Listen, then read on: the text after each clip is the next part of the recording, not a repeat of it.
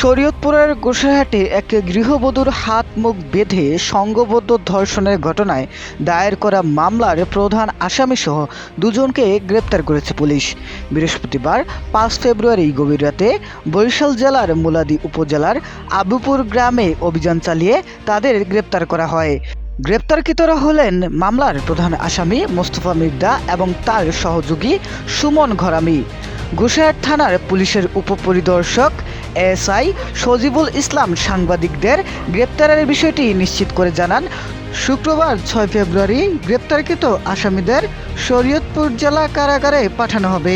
Police ও মামলা সূত্রে জানা যায়, গত ২৭ জানুয়ারি মঙ্গলবার রাত আনুমানিক ৯টার দিকে গোসাইহাট উপজেলার ইদলপুর ইউনিয়নের চরসাতমাটিয়া গ্রামে এক গৃহবধূকে হাত ও মুখ বেঁধে সংঘবদ্ধভাবে ধর্ষণের অভিযোগ ওঠে।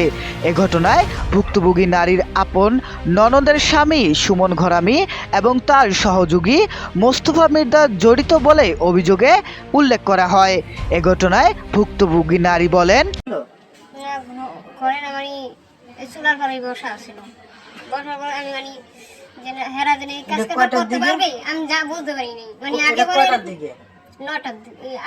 আটটার দিকে বসা আসলো, ৯টার দিকে এরকম ওরা বসে আসছিল কি আপনারা গল্প গুজব করছেন? হ্যাঁ, দুষ্টামি ফেজলামি করছে দুইজনেই। হ্যাঁ, দুজনেই।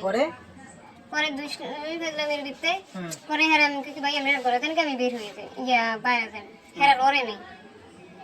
তখন আমি মানে সন্দেহ হয়েছে, হ্যাঁ সন্দেহ হয়েছে। তখন আমি যেই বহনতে আমি খারামু তখনই আমার পিছনে থেকে ধরে কাজ করবার করা হয়েছে।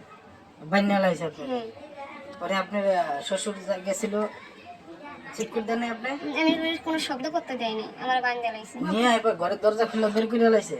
এটা ঘটনা ঘটছে কোন জায়গায়? আপনার ঘরের পিছনে? আমার ঘরের পিছনে আমি বসেছিলাম। ওই ঘরের ওই পাশে না? আমার তা আপনি ডাকছি করে দিন, আপনার বাড়ি ঘরে কোনো শব্দ করতে দেয়নি। শব্দ করতে? ও তাহলে আপনার ছেলে মেয়ে কই ছিল ওই সময়? আমার ছেলে ঘরে ছিল। পিছনেতে আমার শ্বশুরে আবার রসি ঘরে আসছিল, আমার শ্বশুরে রেখে দিয়ে দিছে যে আপনি এনে কি করতেছেন? কারণ আমি এনে বসে রয়েছি, পরে যাই পরে ইয়ে আছে নেতে বেতে আছে বলে যান হ্যাঁ যায় জোর করে হ্যাঁ ঠেলা পাড়াই দিছি গেছে গা। হে এবার মানে খেয়াল করতারই নেই, আমি আবার বাইরে বাইরে গেছি। বাইরে থেকে মানে পিছনে তো নাই আমার হাত ধরিয়া ওরা দুজনে মোস্তফা আর হলো সুমন ঘরামি সাত খেলার সামনে। ঘটনার পর ভুক্তভোগী গৃহবধূ বাদী হয়ে গত ৩ ফেব্রুয়ারি গোসাইহাট থানায় একটি মামলা দায়ের করেন। মামলায় সুমন ঘরামি ও মোস্তফা মির্জাকে অভিযুক্ত করা হয়।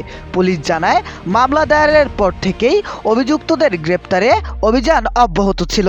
গোপন সংবাদের ভিত্তিতে পরিচালিত অভিযানে ২ আসামিকেই গ্রেপ্তার করা সম্ভব হয়।